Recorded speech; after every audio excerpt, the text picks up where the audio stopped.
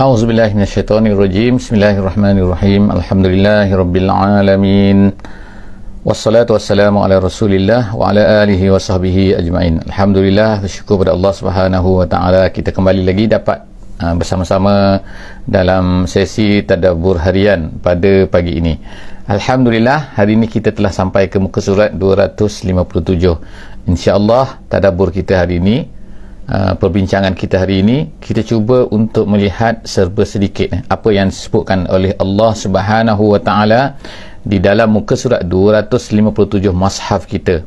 Jadi untuk pengetahuan jugalah, sebenarnya ialah mushaf ini yang kita gunakan nama muka surat ni adalah merupakan muka surat, bukannya muka surat yang sebagaimana di zaman Nabi SAW lah kita katakan, tetapi adalah merupakan muka surat cara penulisan yang terkini lah, yang mana disusun oleh para ulama untuk memudahkan kita insya-Allah untuk merefer kepada muka surat, dan ayat-ayat ni merupakan satu perkara yang telah merupakan ditetapkanlah, kita kata sejak daripada zaman Nabi sallallahu alaihi wasallam. Jadi kita tengok pada hari ini insya-Allah di muka surat 257 kepada sahabat-sahabat semua yang bersama-sama dengan kita pada pagi ini untuk sama-sama dapat membuka mushaf jika sekiranya keadaan mengizinkan insya-Allah.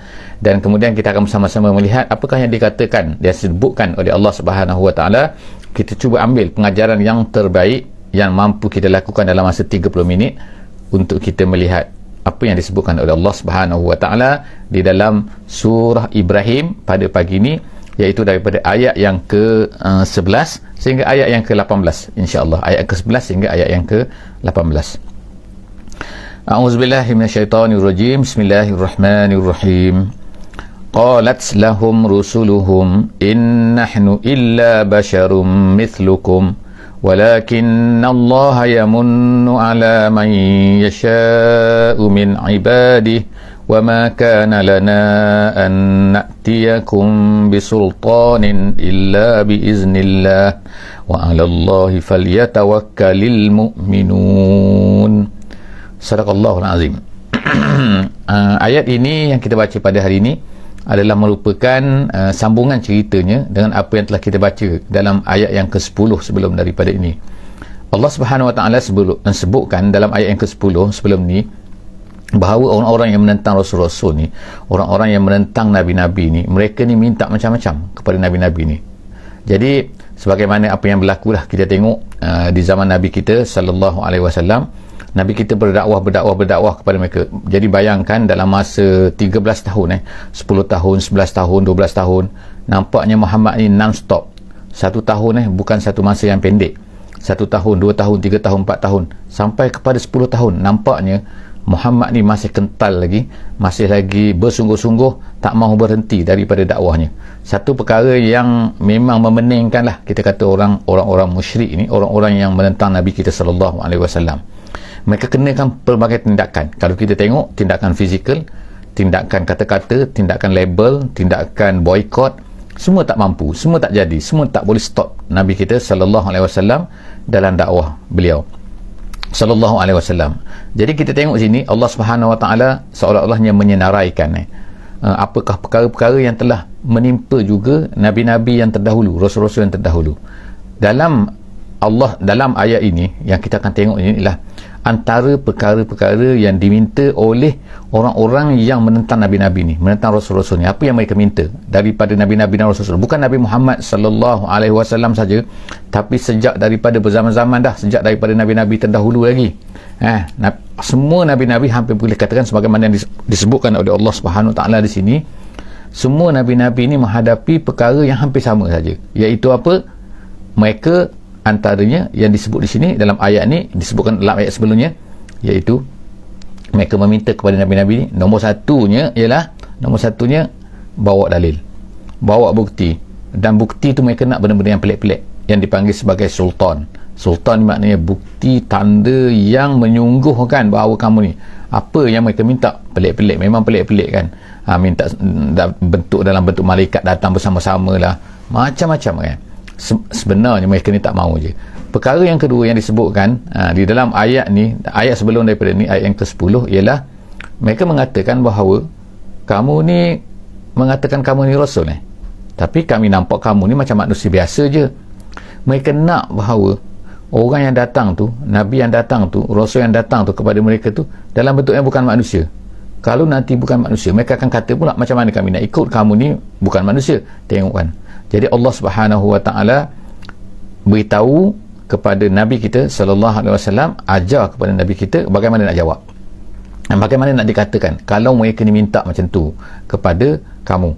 Jadi pengajaran daripada sini yang kita boleh faham, kita perlu baca lagi ni, ialah bahawa kita ni akan menghadapi perkara yang sama dan kita ni diajar oleh Allah Subhanahu Wa Taala untuk menjawabkan bagaimanakah jawapan ataupun bagaimanakah perasaan kita, bagaimana yang kita hendak ingati dalam diri kita bahawa sebenarnya perkara yang sama ni dihadapi oleh Nabi-Nabi sebelum daripada Nabi Muhammad sallallahu alaihi wasallam.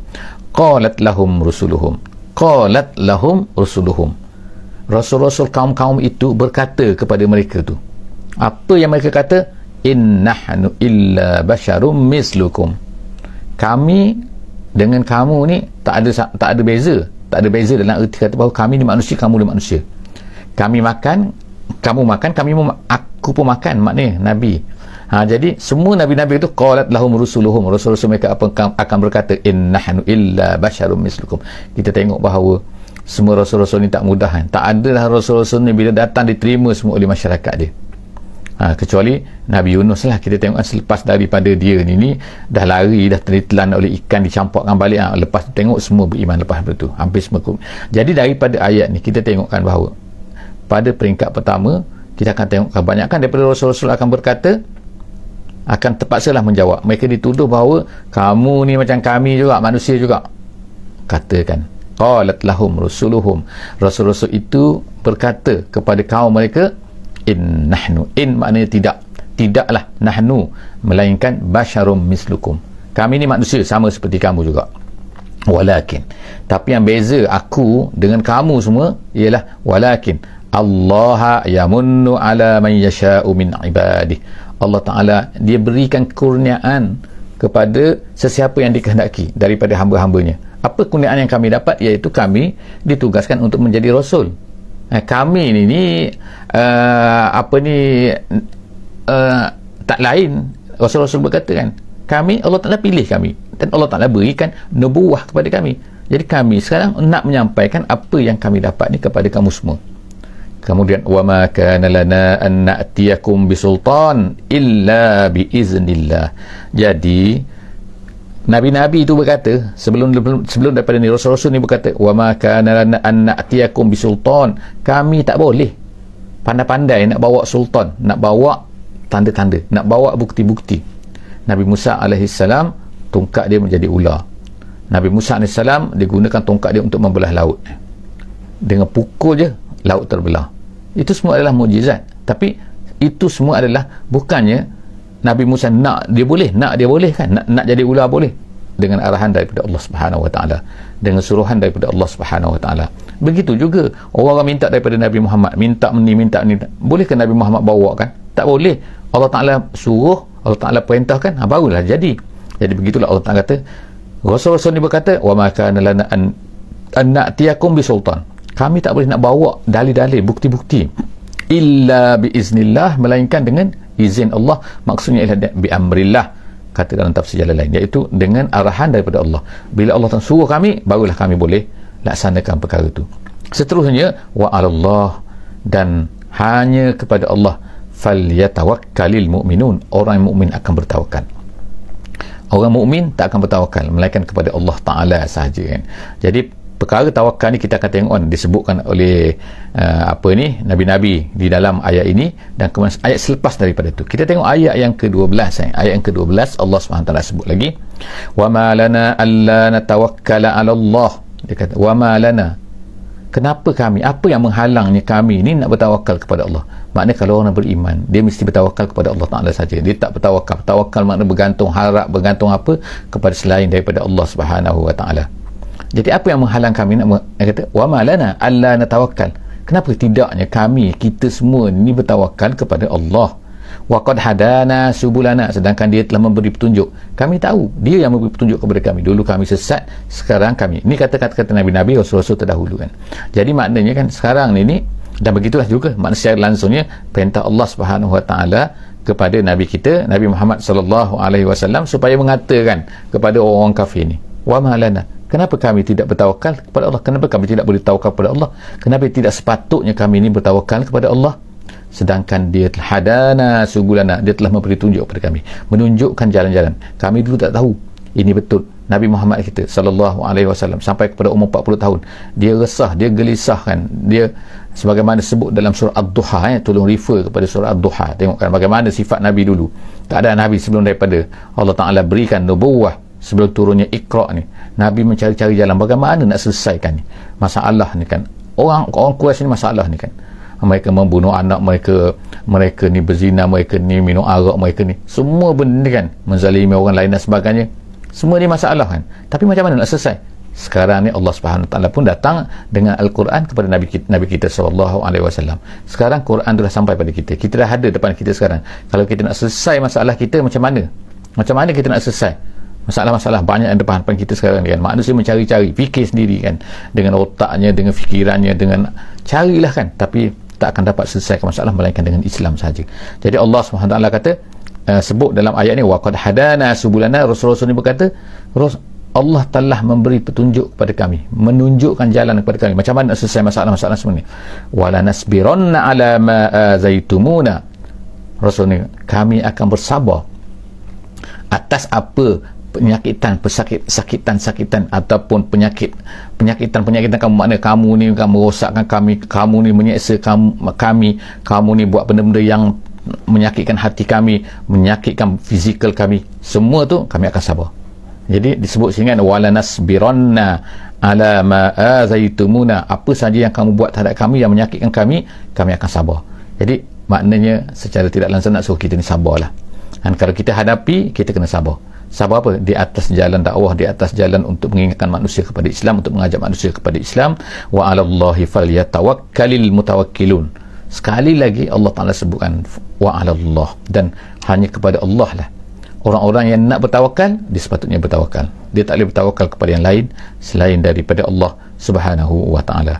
Wa qala allazina kafaru, kemudian seterusnya wa qala allazina kafaru, dah Rasul-Rasul ni bercakap macam tu, berkata macam tu, memberi hujah macam tu kepada orang-orang yang tak nak terima ni, apalah. Jadi mereka ni pun berkata apa? Rasul dah bercakap dah sekarang ni giliran pula bercakap pula, orang kafir ni bercakap, wa qala allazina kafaru li rusulihim, kepada rasul-rasul mereka tu. Maknanya setiap daripada umat tu ada rasul dia, ada.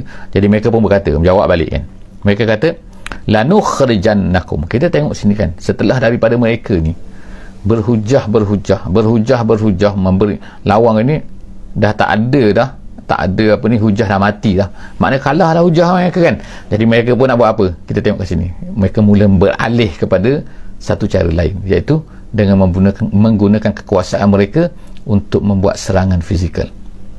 Dah menyakitkan tak jadi, dah buat dah seksa tak jadi, dah buat macam ni tak jadi. Sekarang mereka pergi beralih kepada, mereka ada power, mereka akan gunakan power mereka. Apa mereka kata? Lanukhrijannakum min ardina, kami akan halau kamu, kami akan buang kamu, kami akan campakkan kamu jauh-jauh daripada negeri kami ni, daripada tanah kami ni.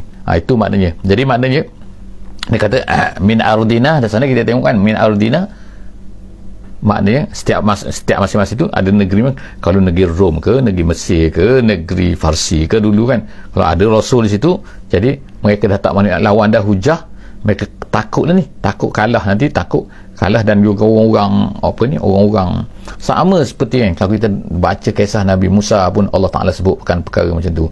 Nabi Ibrahim pun berlaku macam tu juga kan, mereka semua ni dihalau daripada tempat tinggal mereka. Kerana apa? Kerana mereka ni berdakwah, kerana menceritakan. Jadi maknanya inilah keadaan yang akan berterusan berlaku sampai hari kiamat kan, iaitu orang-orang yang berkuasa ini, dia tak akan ni kan. Kalau zaman sekarang ni macam-macam lah, tak beri visa lah, tarik balik permit lah, macam-macam kan. Sebab apa? Apabila mereka merasai bahawa mereka ni terancam, idea-idea mereka ni terancam, mereka bawa benda salah, kemudian apabila datang orang nak betulkan, iaitu orang-orang yang membawa Islam ni nak betulkan apa yang, jadi mereka dah rasa tak boleh nak lawan, mereka pun buatlah cara lain pula. Jadi Allah Ta'ala sebut sini lanukhrijannakum, kami akan keluarkan. Nombor satu, lanukhrijannakum, Allah Ta'ala sebutkan dengan makna taukid kan.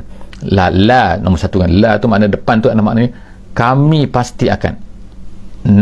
Asalnya nukhrij itu makna keluarkan, tapi nun di belakang tu nun taukid lagi, taukid yang ada sabdu nakum, nukhrijannakum, kum tu kamu, jadi maknanya kami akan keluarkan kamu, halaukan kamu min ardina. Ataupun cara yang kedua mereka kata, mereka sama, au la ta'udunna fi millatina, ataupun kamu murtad balik. Murtad balik maknanya bukan sekadar diam, bukan sekadar kamu ni, kalau Nabi kita Nabi Muhammad SAW bukan saja Islam, tapi kamu kena, wahai Muhammad, sembah balik berhala kami, ataupun kami halau kamu daripada negeri kami. Jadi apa yang dirancang, apa Allah Ta'ala sebut sini, rupa-rupanya lebih dahsyat lagi, iaitu mereka pun nak bunuh Nabi kita sallallahu alaihi wasallam. Memang ada dalam perbincangan mereka semasa mereka ni nak buat apa daripada Muhammad ni pada tahun yang ke-13. Mereka plan, akhirnya Abu Jahal datang dengan pendapat dia yang paling dahsyat sekali, iaitu kita bunuh saja Muhammad ni. Tapi cara dia ialah dengan kita cari 40 orang daripada semua kabilah, supaya nanti Bani Muttalib ini, Bani Abdul Muttalib ni tak boleh nak kisos daripada kita. Kerana apa? 40 family kan, 40 kabilah akan datang membunuh Muhammad ni dengan satu pembunuhan, dengan satu pedang, dengan satu, maknanya satu tikaman sekaligus ramai-ramai, supaya darahnya berselerak. Kata Abu Jahal, tengokkan tak, mereka lebih dahsyat lagi. Kalau Nabi-Nabi terdahulu, mereka ni lanukhrij, dan yang kedua kami akan, ataupun kamu murtad balik. Tapi yang kes Muhammad ni, sama ada Muhammad ni murtad, memang tak nak murtad dah dia ni, tak nak kembali menyembah berhala, kata mereka kan, kita panggil dia murtad ni. Jadi maknanya ialah selepas daripada tu mereka pun buatlah perancangan mereka bunuh kan. Asalnya memang ada planning mereka tu, ialah kita halau saja Muhammad, tapi adalah bukan pandangan pula kata kan, kalau kita halau ni Muhammad daripada gini, nanti dia berdakwah tempat lain pula, nanti dia kuat, nanti dia akan datang pula kepada kita, dia halau kita pula daripada negeri kita, kata mereka. Jadi baik-baiknya kita bunuh je. Jadi Rasul-Rasul terdahulu ni Allah SWT kata, makna hin-hin ni lanukhrijannakum min ardina aw la ta'udunna fi millatina fa'auha ilaihim. Pada ketika tu apabila suasana tu dah sangat dahsyat, kita katakan, dan mereka ni kan memang dah melampau lah, bukan sekadar seksaan saja, tapi mereka pada ketika itulah fa'auha ilaihim rabbuhum, pada ketika itu Tuhan mereka, Tuhan Rasul-Rasul ni, mana yang terdahulu ni Allah Ta'ala sebut kan, fa'auha, lalu Tuhan mereka telah mewahyukan kepada mereka, lanuhlikanna zalimin, akan dihancurkan orang-orang yang zalim. Jadi Allah Subhanahu Wa Ta'ala sekarang dah beri dah bahawa orang kafir Quraisy ini akan dihancurkan kalau mereka berterusan dalam keadaan mereka tu. Kalau mereka ni berterusan nak menghalau, nak membunuh ke, nak membuat apa-apa kepada, atau nak memurtadkan balik orang yang dah Islam ni, Allah SWT akan beri. Tengokkan, makna ayat ini turun dalam keadaan belum lagi orang kafir itu dihancurkan, tapi tengokkan Allah Ta'ala dah sebut dah kan, memberi berita gembira lah kepada Nabi, kepada orang-orang yang beriman, bahawa kan mereka ini akan dihancurkan. Cuma masanya bila, wallahu a'lam, bukan kita ditentukan. Allah Ta'ala yang maha mempunyai hikmahnya, dia akan menentukan sama ada bila mereka ini akan dihancurkan oleh Allah Subhanahu Wa Ta'ala. Jadi seterusnya Allah Subhanahu Wa Ta'ala sebut, bukan sekadar tu saja, bukan sekadar ni mereka ni akan dihancurkan saja, tetapi Allah Subhanahu Wa Ta'ala sebut lagi yang kedua selepas tu, ya ini apa? Allah Ta'ala sebut sini, walanuskinannakum, dan kemudian kami akan beri kekuasaan kepada kamu tu maknanya kepada Rasul-Rasul ni, bukan sekadar mereka akan dihancurkan, kali sekarang dah hancurkan Rasul, umat-umat ni yang tak nak beriman ni akan dihancurkan. Kemudian apa yang akan jadi? walanuskinannakumul arda min ba'dihim, kami akan beri kekuasaan kepada kamu di atas bumi selepas daripada mereka ini dihancurkan.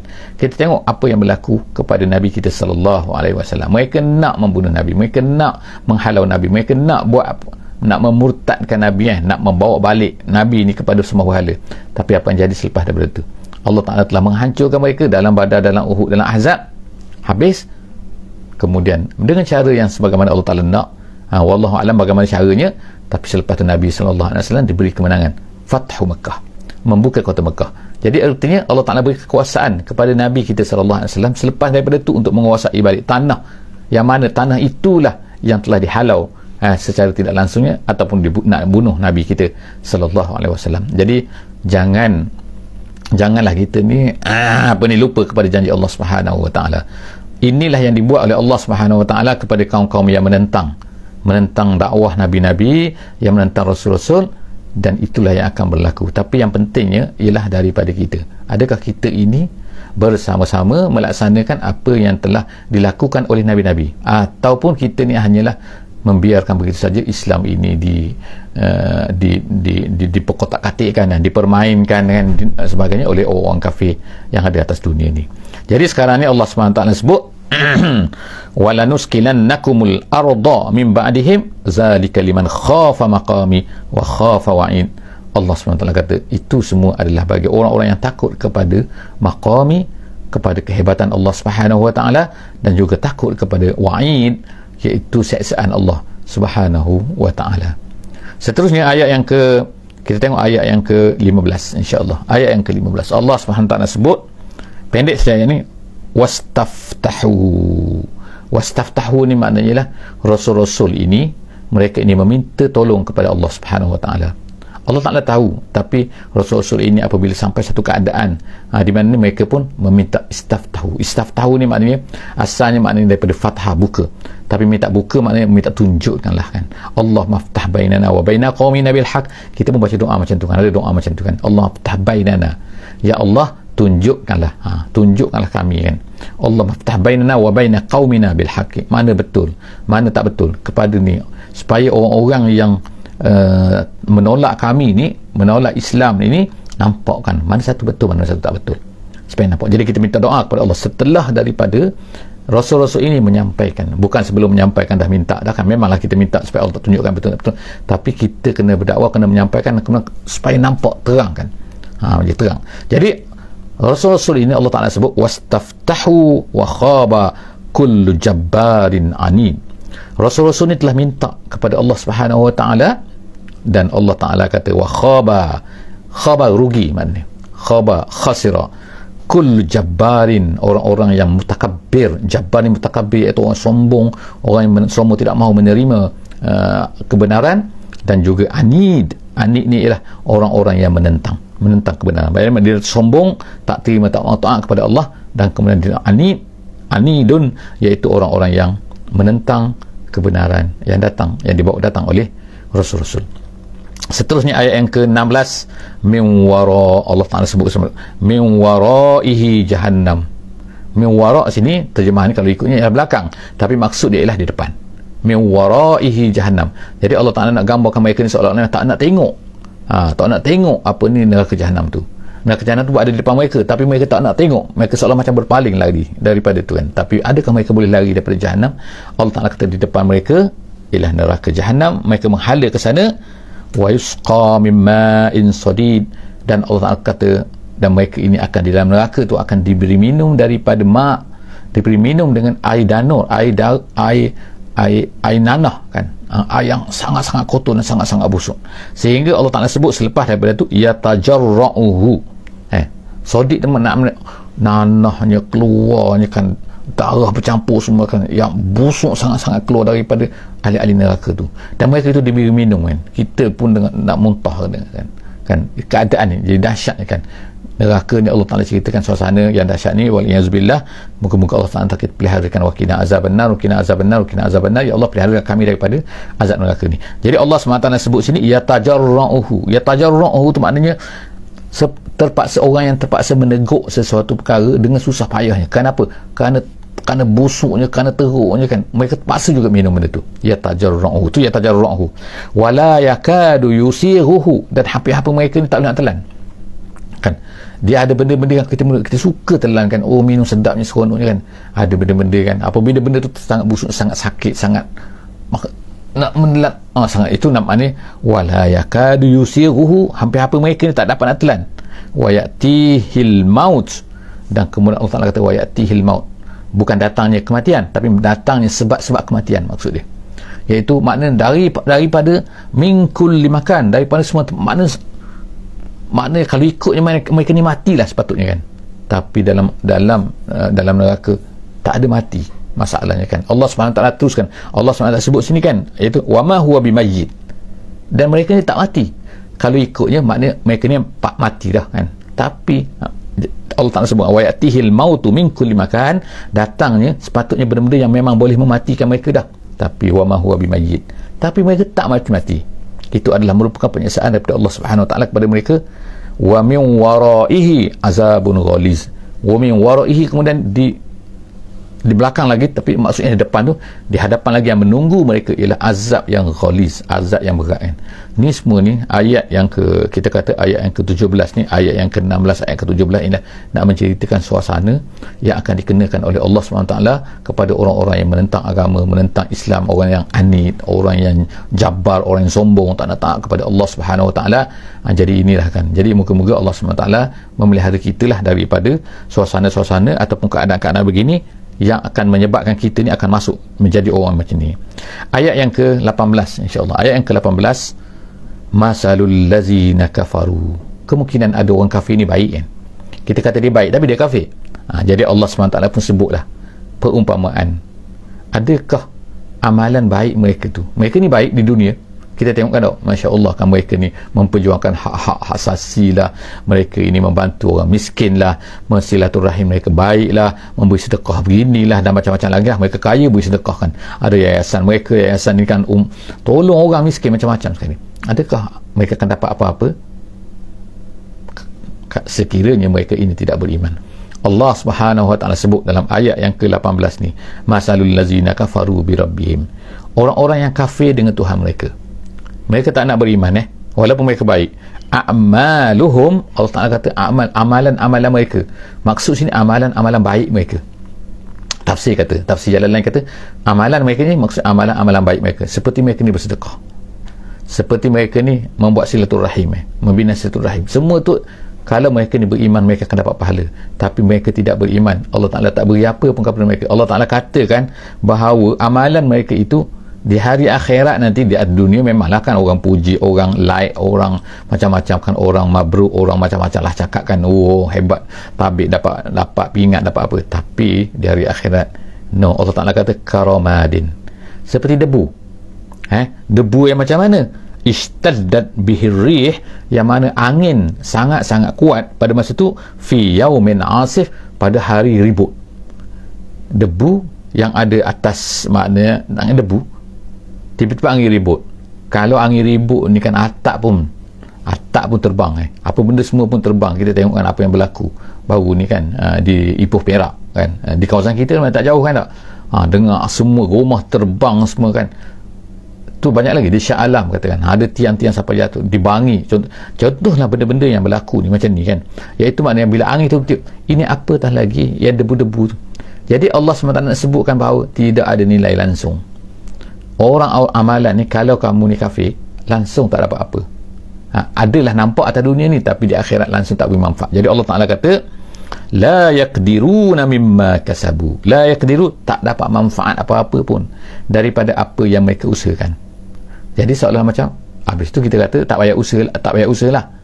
Tak, Allah Ta'ala sebagaimana disebutkan oleh para ulama, kemungkinan akan memberi kepada mereka balasan atas dunia saja kan. Atas dunia mungkinlah mereka akan dapat ni kan, tetapi di akhirat mereka tak dapat apa. Tapi bukanlah kita pergi berkata kepada mereka tak perlu amal, teruskan awak nak beramal kan, teruskan, lebih baik daripada awak ni jahat dan sebagainya kan. Tapi dari akhirat kita tahu betapa rugi. Jadi Allah Ta'ala anjurkan kepada mereka, berimanlah. Kamu nak jadi baik, kamu ni baik kan, kamu sedekah sana sedekah sini kan, kamu silaturahim, membina hubungan dengan manusia, Masya Allah, so berimanlah. Sayang amalan kamu tu.